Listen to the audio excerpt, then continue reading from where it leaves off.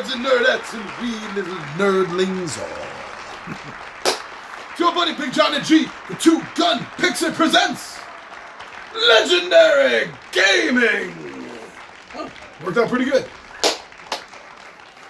Alright, so I've really dug the cards that I've seen in this Judge Dredd Block War game. And looking through it and doing the setup seemed a little longer than it should have been, but wow, that setup is, once you know it, it's so fast and easy. Right, lay out the cards, do the twist shuffle, right, in the Justice Department, and line everything up and dish out 5 perp cards. That's the whole thing, basically. But now, let's see how it all comes together and how it plays. But before we go down the table, let's make a pit stop at the mailroom.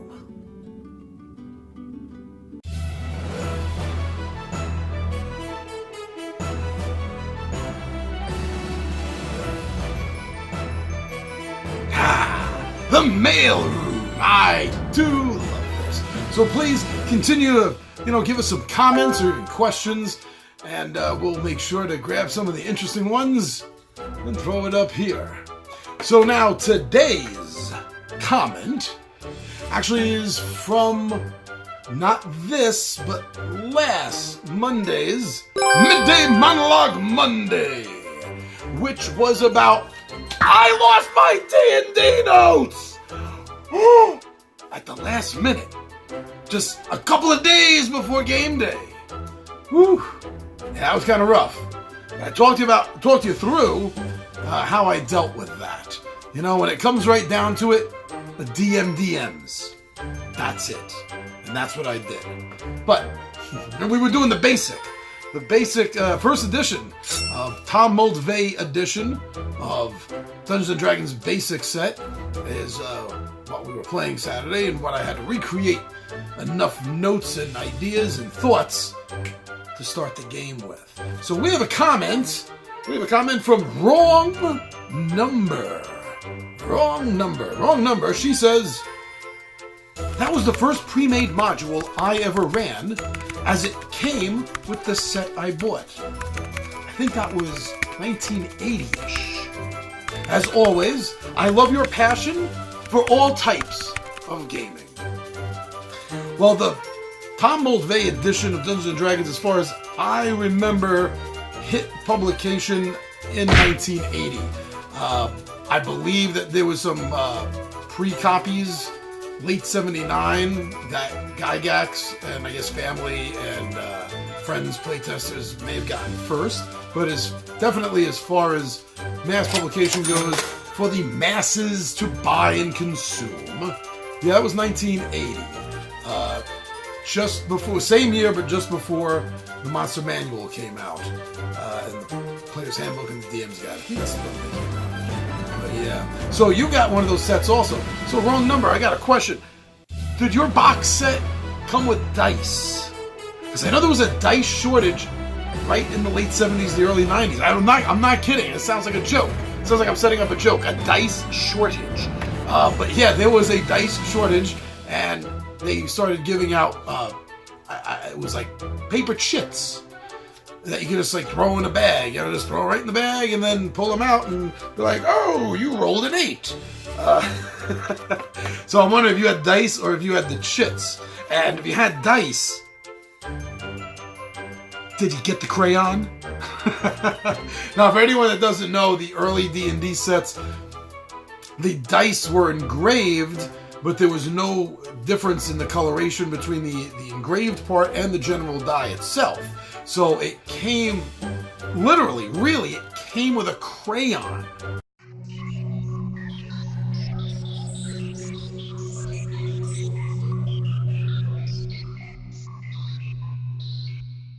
So that you could use the crayon to fill it in and more easily see the numbers. A dice shortage! Wow. Anyway, Wrong Number. Thank you very much for that comment. Excellent.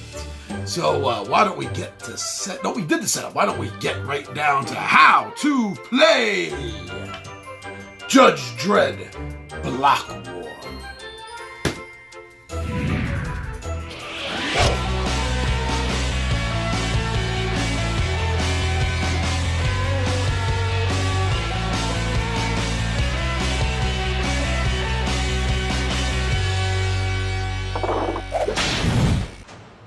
Alright, so now, the first thing I'd like to do, before we get into the rules and turn by turn, first thing I'd like to do is take a look at card anatomy. Because I think that when you're dealing with card games, that is usually the most important thing that you need to do is understand what you're looking at on the cards. So here I have a Justice Department and I have a Perps card out. Now remember, the Justice Department cards are double-sided. Remember, that's why we do the entire flip shuffle, twist shuffle. So they are double-sided. You can tell the front of the card. The front of the card is the bottom of the card, so to speak, and you can judge that. I didn't even mean that. And you can tell that by the title of the card. So since you're able to read Judge Dredd, because it's facing you in the correct position, that is how the card faces. So the bottom of the card is the front, and the top of the card would be the back. Now, from what I can see, it seems that none of the judges have an attack above 0 for their rear side. And an attack of 0 means that they will not attack. Defense means they will not defend themselves if they have a 0 defense. So I'm assuming that in some of the upcoming expansions, where we're going to see new cards, that maybe someone might have a shot behind them. So you're looking at this from the front. You got the card set up in front of you, and you're going to notice a few things other than the name and the cool official issue art. I think this one here, does it say? Yes, this is from issue number 245, or Prague number 245. Very nice. So looking at this the front way, the bottom is the attack, which is the bullets, and the defense, which is the helmet. And when you're making an attack, all you have to do is meet the defense. You don't need to beat it. You just need to meet it. So these punks, and we'll get to the perp card in a moment, but to show you these punks, if they were at the gate,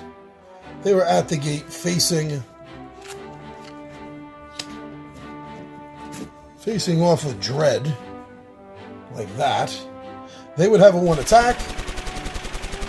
Dredd has a 3 defense. Nothing happens. Nothing happens. But we'll be getting more to that when we get to the attacking part of the game. I just want to make sure you understand the cards. So there's victory points up here.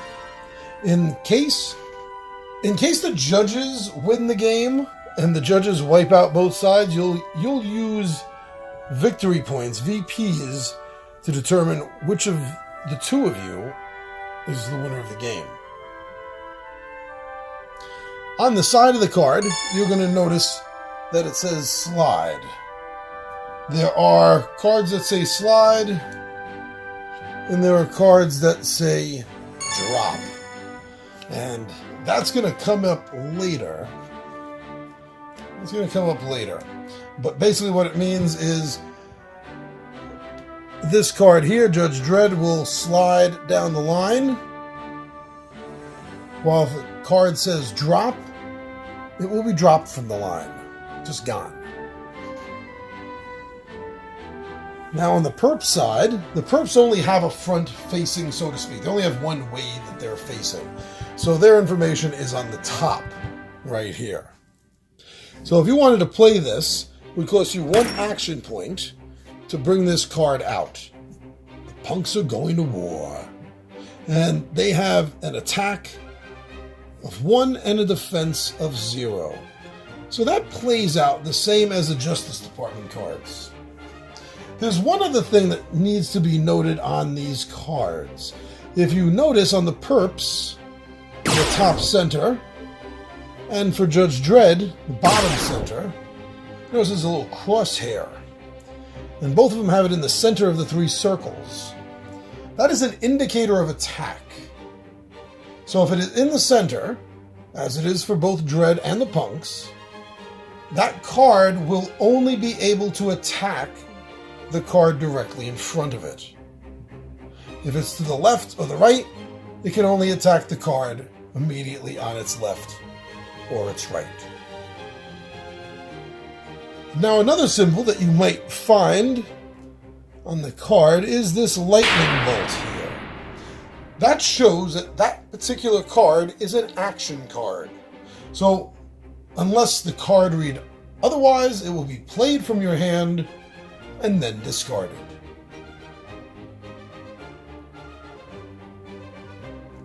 Another point I'd like to make about the cards is right at the bottom, above the crosshair, below the picture. You'll see card text. Always follow what the card text says. Even if it's in dispute with the rules themselves, the cards will always take precedence. Block war has broken out in your sector. Manage the residence and security gates in your block to best position yourself to most effectively blast your opponent and destroy their security gates.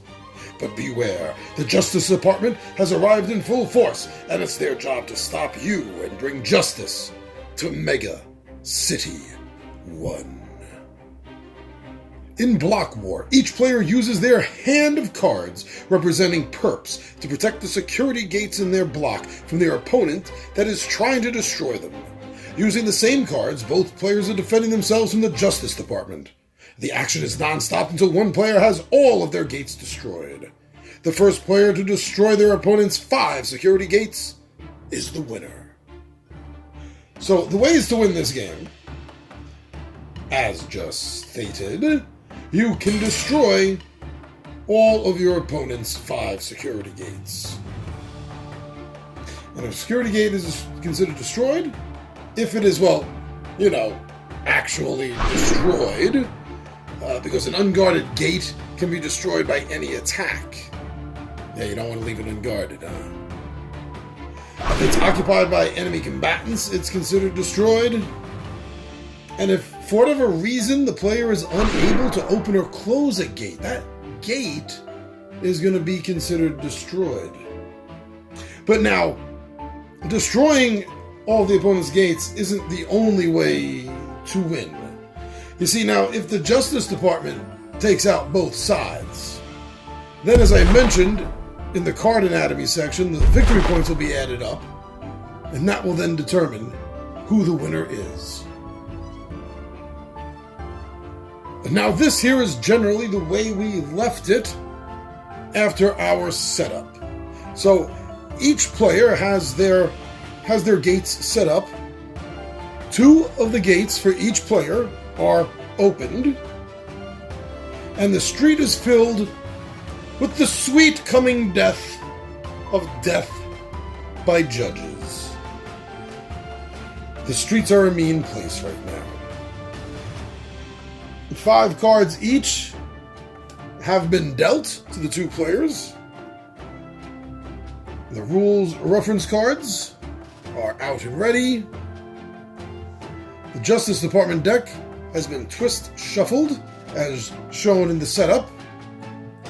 And at the far end of the Justice Department is the Perps deck, which has been shuffled. There are 4 parts of a turn. 1. Renew action points to 5 for the turn. 2. Spend action points for the turn. 3. Resolve combat. Unless, of course, it's the first player's first turn. Then there wouldn't be any combat set up yet. 4. Replenish the street. So the first thing you're doing is that you are renewing your action points. Or I guess in the case of the first round, there's really nothing to renew. You have 5 points, but it doesn't matter. Either way, there are 5 points. Now, on your rules reference card, your cheat sheet, if you will, you'll notice a series of numbers from 1 to 9 on the left-hand side, running up and down. We can use that as a counter. And whatever you have, maybe you have a small coin. You can use that to keep track of your action points. Hey, a lot of gamers have these plastic beads. Maybe that'll work. And of course, it's always easy to have at hand a 6-sided die. In that case, you really wouldn't even need it. Just set it to 5. And then every time you use a point, you're just going to bring it down to where it's supposed to be. 4, 3, 3. There's no 3 on this. Of course there's a 3. There it is. You get the idea. Spending action points, the second part of the turn. So you have 5 action points. You can spend them in a variety of ways. And I would suggest spending them all because you cannot hoard them. You do not collect them and hold on to them for the next turn. Like, oh, I'll only spend 3 now, hold on to 2, and next turn I'll have 7. No, it does not work that way, my friends. So it is best, unless you have some sort of super duper plan that nobody knows about, it's probably going to be best that you spend all 5 of your points if possible. Now, what can you spend them on? Well, you could spend them by buying a new perp.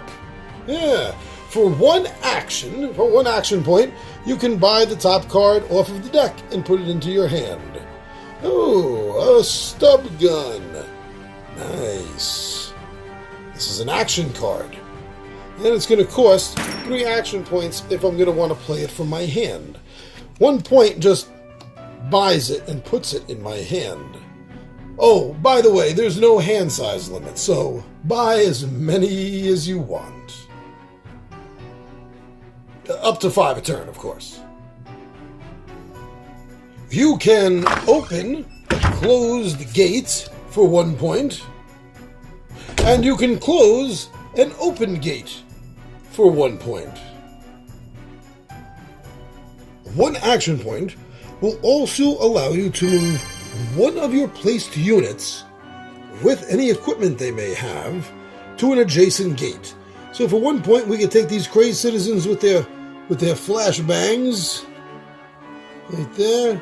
For 1 point, we could take these and we can move them. If we can pick them up. Oh. I think we can move them over here. Then for another point, the punks can go join them. You will also use action points to play cards from your hand to your gate. So you could spend 2 points for the city defense, with another 3 points giving them high explosives. Bada boom, baby!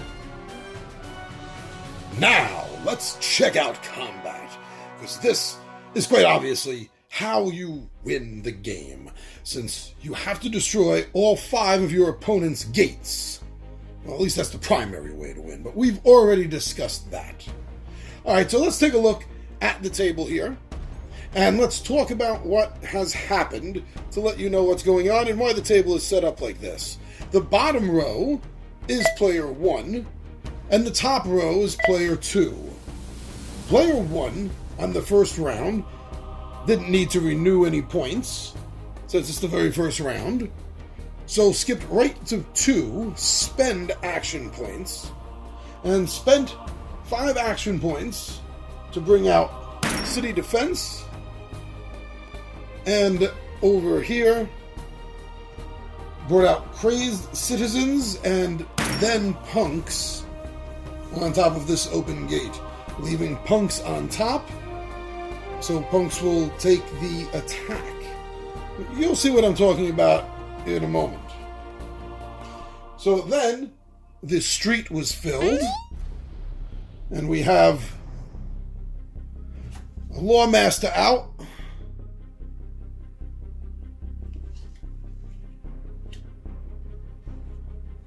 A rookie judge. Being very careful, making sure not to change the facing. Tech judges.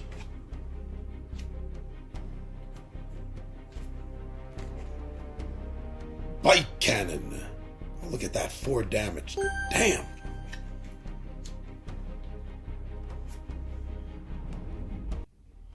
And a veteran judge. So that's what the street is looking like right now.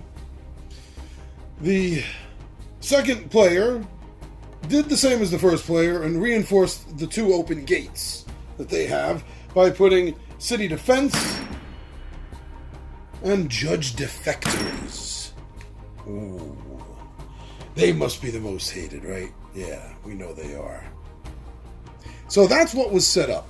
Second player is just finished spending action points for the turn, which goes into resolve combat.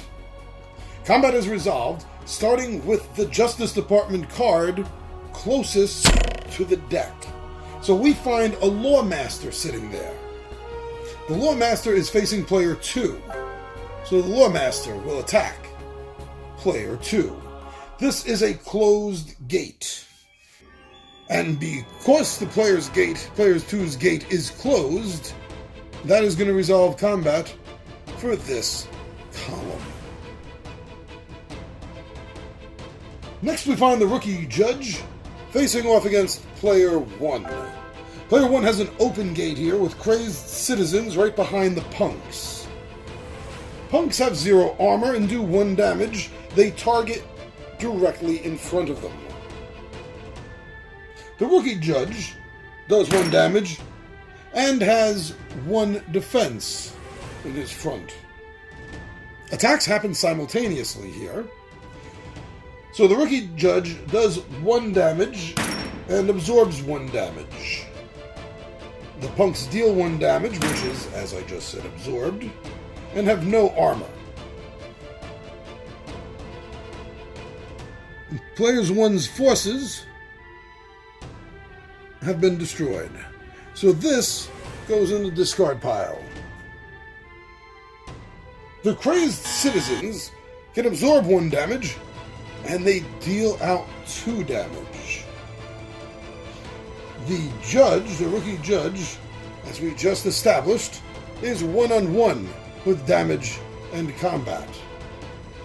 Both forces wipe each other out. Again, in the discard pile, this will be put off to the side to track its 0 victory points. Too bad. Now, this leaves player 1's gate opened, while the city defense for player 2 is ready to go. So, the city defense has a 2-and-2 on attack and defense. But that really doesn't matter, because any attack on an open gate will destroy it. Boom! The next column, we find the tech judges. And they count as an action, which is why they say drop. We'll get to that in a moment. So their ability, as it reads underneath the portrait, is that they open closed gates. So they're facing player 1, so this card over here goes from being a closed gate to an open gate. Very fortunate that player 2 does not have anyone in his gate on that column. Moving to the 4th column, we find the bike cannon judge facing player 1 on that column. City defense has a 2-and-2, targeting right down the middle. The bike cannon has 4-and-2. Well, the armor, remember, you don't have to beat the number, you just have to meet the number. So they are both canceling each other out.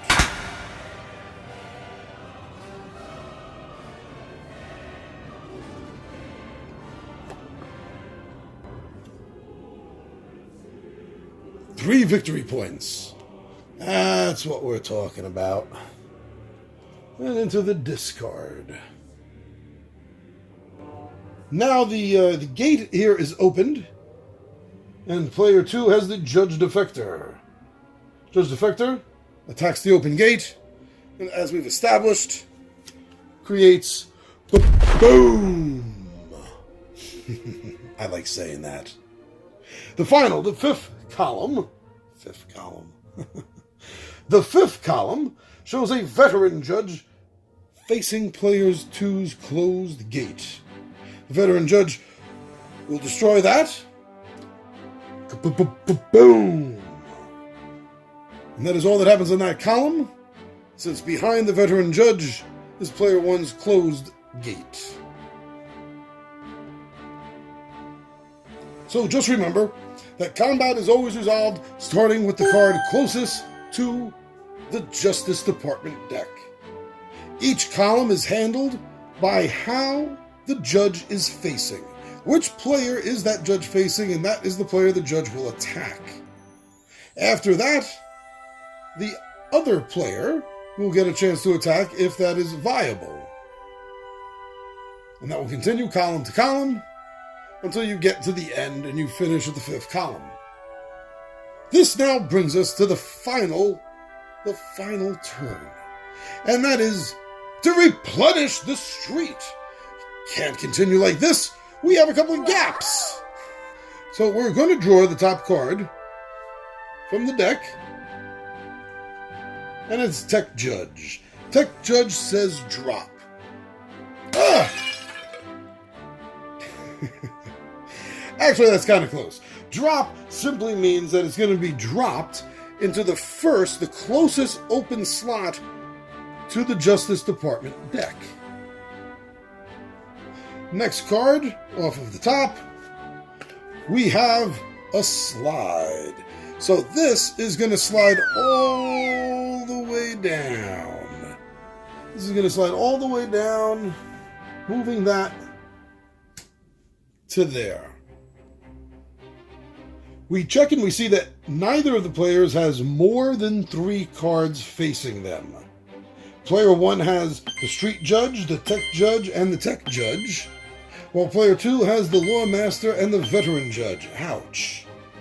If there was, remember, if the more than 3 cards, then the player that has the 4 or 5 cards facing them gets to decide which ones get turned towards their opponent.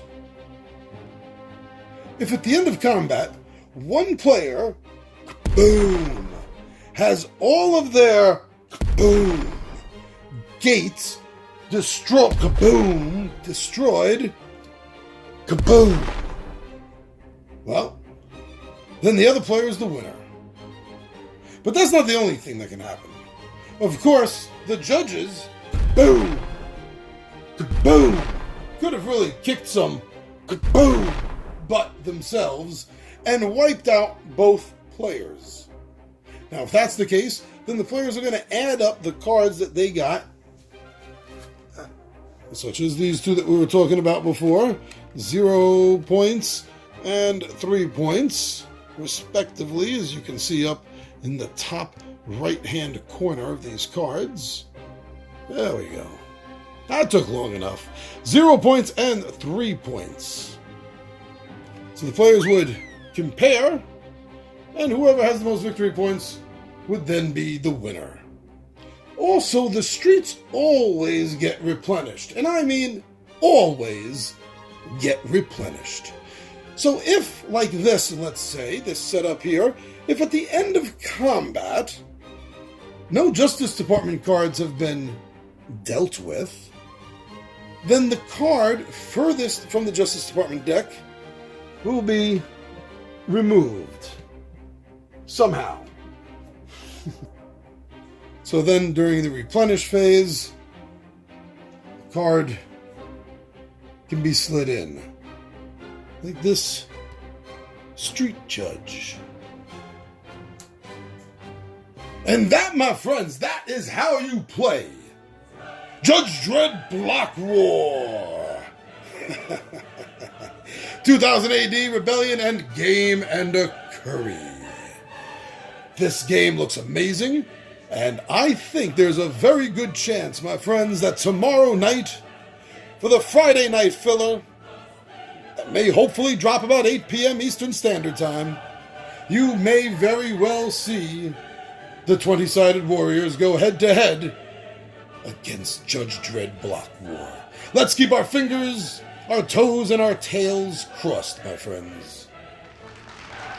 Thank you, everyone. Thank you so much for going over to Facebook, to Instagram, and to Twitter.